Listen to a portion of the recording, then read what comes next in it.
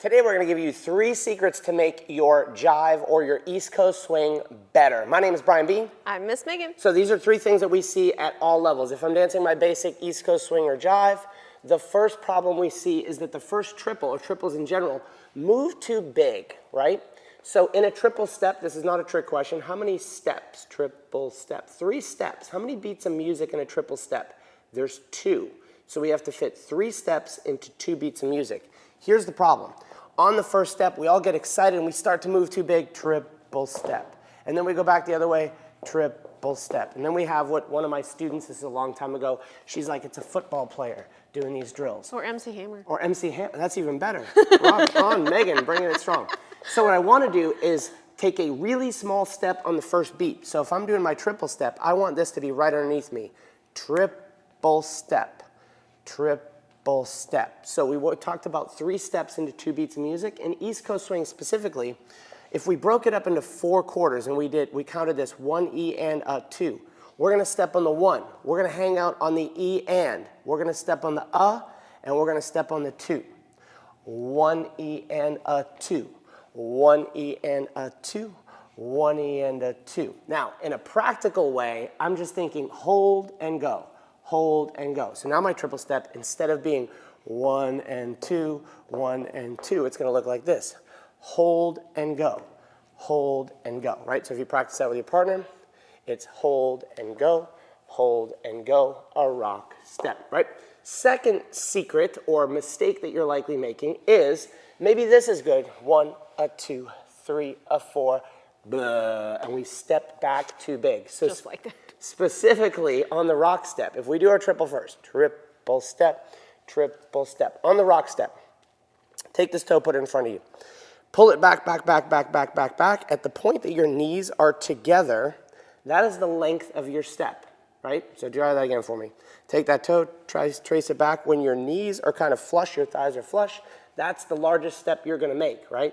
Now, problem is, even though that's not too big of a step, we tend to commit too much weight to it.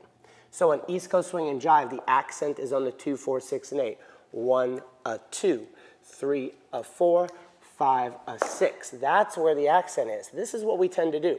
1, a 2, 3, a 4, 5, 6. 1, a 2, 3, a 4, 5, 6. So to prevent that, what I want you to do is, on your rock step, think about never putting your heel to the ground. It's not that my heel can't touch the ground, but I don't want my weight on my heel. If you see the difference in my body, if I do my back rock, 1, a 2. Now you can say my heel touches the ground, but it has very little weight on it, right? So if you think very little weight, that doesn't mean that I get to cheat and do this.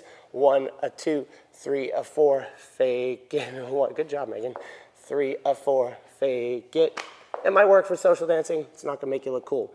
So what I want to do is 1, a 2, 3, a 4, a 5, a 6, right? So the heel can touch the ground, but notice that even though that looks like a big step, I'm not past the point that my thighs are together. Cool?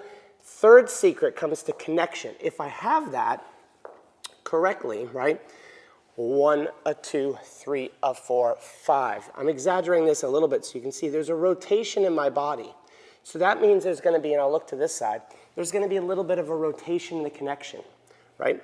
1, a 2, 3, a 4. As this side of my body goes back and this side's forward, there's a little bit of an away connection, and I'm exaggerating this a little bit. There's a rotation to that connection. That's what starts to lead things a little bit more properly. Here's another common mistake. We lead linearly when we do something like this, right? We see, if you've ever learned this move, rock, step, triple step, and the followers have a tough time with the footwork. And a lot of times it's how we lead it. So if we're thinking through our rock step that there's this rotational connection, and Megan's moving into this with a little rotation, I'm exaggerating this so you can see it, right? It's not this big when we dance for real, but there's this feeling of rotation. I'm allowing for this rotation so she can finish the rotation. If I did something like a shoulder check, there's a rotation to this, triple step, rock step, right? There's this rotation to the connection. So shorten up your triple steps right here. Inside, very small triple step. On your rock steps, keep them small. And if you focus on your body, this left side going back and the right side forward for the leaders, or the opposite for the followers, then you'll end up with this nice rotational connection, and your patterns will work better, and you'll be a better dancer. If you want more tips like this, make sure you subscribe to the channel. If you've not visited our website, it's called Social Dance Online. It's like Netflix for dancers. Enter your email address in the first page. See what happens. I bet you'll like it.